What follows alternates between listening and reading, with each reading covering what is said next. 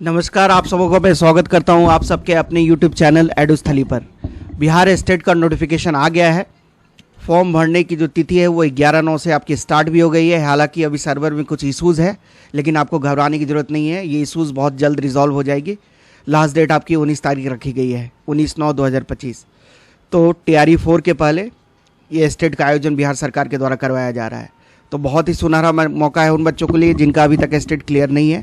उनको एक तरह से ये मौका मिलेगा TRE 4 में बैठने का। तो आप वीडियो को अंत तक जरूर देखें। आपके जो भी कन्फ्यूजन्स हैं मैं आपको इसमें क्लियर करूंगा। कौन लोग फॉर्म भर सकते हैं, अदर स्टेट वाले फॉर्म भर सकते हैं कि नहीं, BEd अपेयरिंग वाले फॉर्म भर पाएंगे कि नहीं, क्या सिलेबस है आपका, क्या एग्ज़ाम पैटर्न है, क्या एज लिमिट रखी गई है, इन सारी चीज़ों पर आपके साथ डिस्कस करने जा रहा हूँ। इसलिए वीडियो को अंत तक जरूर देखें और अगर आप चैनल पे नए हैं तो चैनल को सब्सक्राइब अवश्य कर लें। तो देखिए, आप स्टेट का जो आपका पैटर्न है मैं बताना चाहूँगा। इसमें पेपर 1 और पेपर 2 होता है। पेपर 1 आपका 9th एंड 10th के टीचर्स के लिए और पेपर 2 11th एंड 12th के टीचर्स के लिए।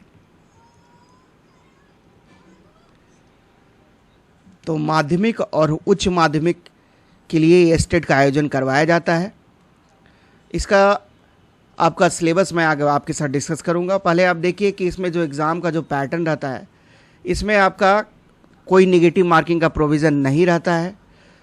150 क्वेश्चंस की आपकी परीक्षा होती है। 100 क्वेश्चन आपका सब्जेक्ट स्पेसिफिक रहता है और 50 क्वेश्चन आपका 30 question CDP child development and pedagogy, जिसको आप शिक्षण कला भी कह लीजिए, और 20 क्वेश्चन अदर्स में रीजनिंग, GS, इन सारी चीज़ों से आपके सवाल रहते हैं, करंट अफेयर्स। ये पैटर्न सेम रहता है आपका, चाहे आप 11th 12th के लिए भरिए फॉर्म या फिर 9th 10th वाले पेपर 1 या पेपर 2 के लिए। पैटर्न ये है, 150 क्वेश्चन की परीक्षा होगी। प्रत्येक क्वेश्चन का आपका मार्क्स 1 रहेगा, कोई निगेटिव मार्किंग नहीं है। देखिए, ये है आपका 9th 10th के लिए सब्जेक्ट्स हैं आपका, देख लीजिए, हिंदी, उर्दू, बंगला, मैथिली, संस्कृत, अरबी, फारसी, भोजपुरी, अंग्रेजी, गणित, विज्ञान, सामाजिक विज्ञान। तो जिस भी सब्जेक्ट में आप अप्लाई करना चाह रहे हैं उसका आप चयन कर लीजिएगा। मान लीजिए हिंदी, तो हिंदी के आपके 100 क्वेश्चंस रहेंगे और 50 क्वेश्चन तो बाकी सब के लिए कॉमन ही रहेगा, जिसमें CDP, शिक्षण कला एंड अदर्स के सवाल रहेंगे। कौन लोग फॉर्म भर सकते हैं 9th 10th माध्यमिक टीचर के लिए? जिनका BEd है 50% मार्क्स के साथ, और जो ग्रेजुएट हैं वो फॉर्म भरने के लिए एलिजिबल हैं। और वहीं 11th 12th टीचर के लिए BEd plus PG with 50% marks. तो वो फिर PG होना चाहिए। आपका मास्टर डिग्री है तो आप 11th 12th वाले टीचर के लिए अप्लाई कर पाएंगे।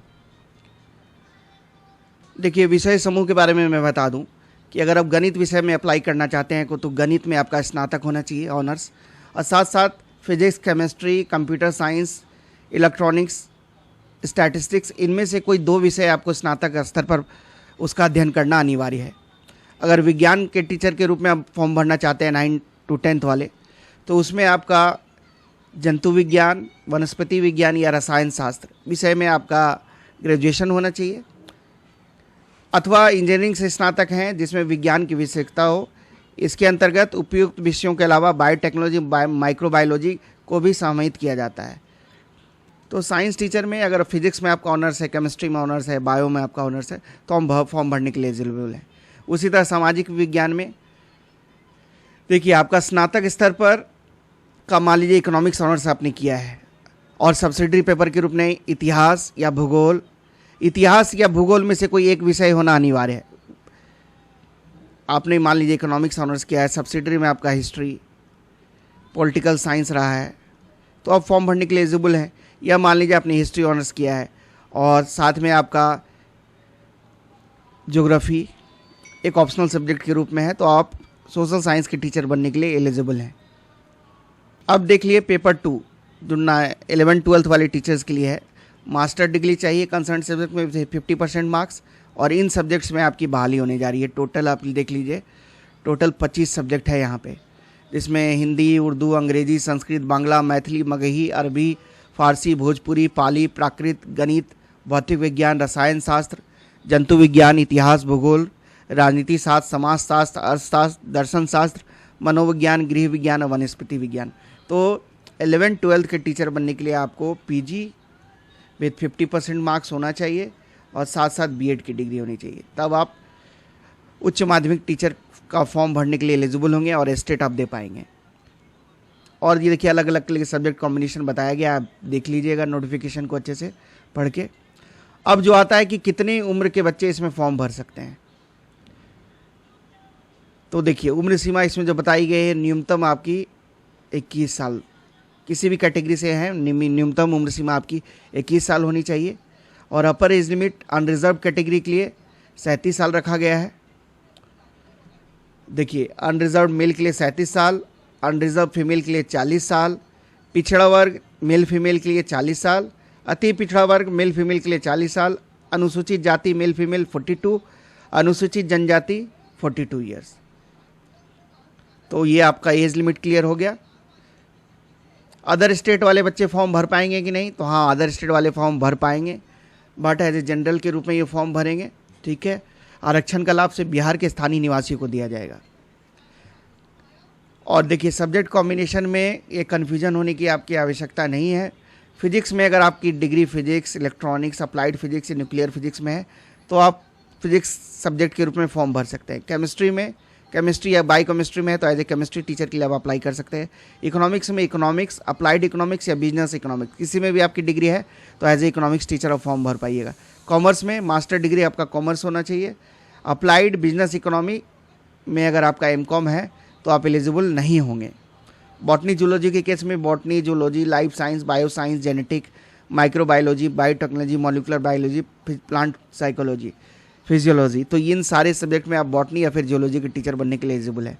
मैथ में मैथमेटिक्स या फिर अप्लाइड मैथमेटिक्स में आपकी डिग्री है तो आप फॉर्म भर पाइएगा 11th-12th के टीचर्स के लिए। हाँ, क्या बीएड एपेयरिंग वाले फॉर्म भर पाएंगे इसमें? तो एपेयरिंग कैंडिडेट्स में फॉर्म नहीं भर पाएंगे, ये क्लियर आप रहिएगा। बीएड की डिग्री आपके पास होनी चाहिए तभी आप फॉर्म भरने के लिए एलिजिबल हैं। पाठ्यक्रम एक बार फिर से आप देख लीजिए। पेपर 1 के तहत आने वाले विषयों के लिए राज्य के विश्वविद्यालयों में लागू स्नातक स्तरीय पाठ्यक्रम, तो जो 9th-10th के टीचर्स के लिए जो पेपर रहेगा उसका स्टैंडर्ड आपका ग्रेजुएशन लेवल का रहेगा और 11th-12th के लिए पोस्ट ग्रेजुएशन लेवल का आपका पेपर सेट किया जाएगा। देखिए एनसीईआरटी की बुक्स का इसमें अहम भूमिका होती है, उसको आप अच्छे से पढ़ेंगे। पेपर 2 के लिए बेसिकली जो ऑनर्स लेवल का जो सिलेबस रहता है ना ग्रेजुएशन का, मान लीजिए आप पोस्ट ग्रेजुएशन तक की तैयारी करके जाइए, 11th-12th के सब्जेक्ट के लिए आप अप्लाई कर रहे हैं। प्रश्न पत्र पैटर्न आप वही जैसा मैंने बताया, माध्यमिक शिक्षा पात्रता परीक्षा में पूछे जाने वाले प्रश्नों में 100 अंक निर्दिष्ट विषय वस्तु से होंगे, मतलब जिस भी पेपर में आप फॉर्म भर रहे हैं जिस भी सब्जेक्ट से, वहाँ से आपके 100 प्रश्न होंगे। 50 अंक शिक्षण कला से होगा आपका और अन्य दक्षताओं पर आधारित होगा, तो टोटल 150 मार्क्स का आपका पेपर होगा। इसमें कोई भी भारत का नागरिक अप्लाई कर सकता है, ये आप पहले जैसे मैंने बताया, ये आप चीज़ें आप क्लियर रखिएगा।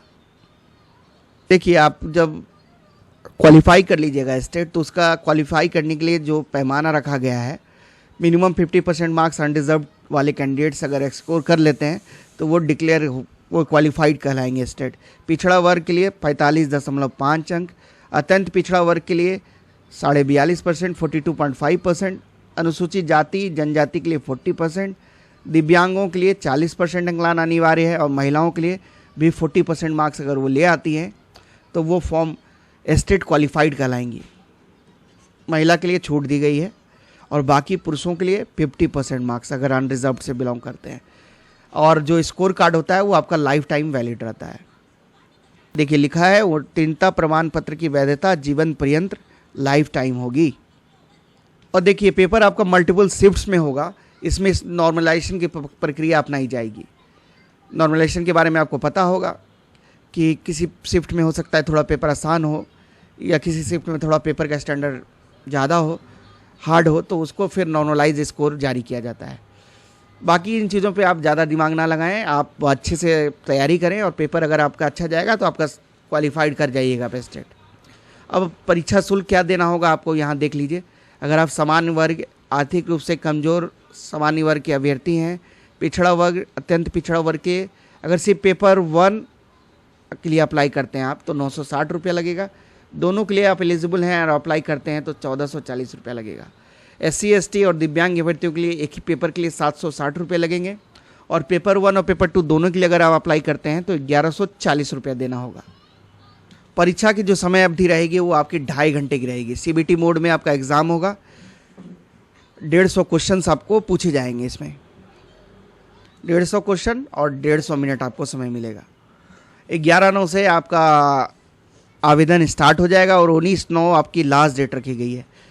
फॉर्म कहाँ जाके आप भरेंगे, देखिए आप इसी वेबसाइट पे जाके आपको फॉर्म भरना है, https://biharboardonline.com या फिर https://biharboardonline.com पर जाके आप स्टेट एग्ज़ाम 2025 पे क्लिक करके आप फॉर्म भर पाइएगा।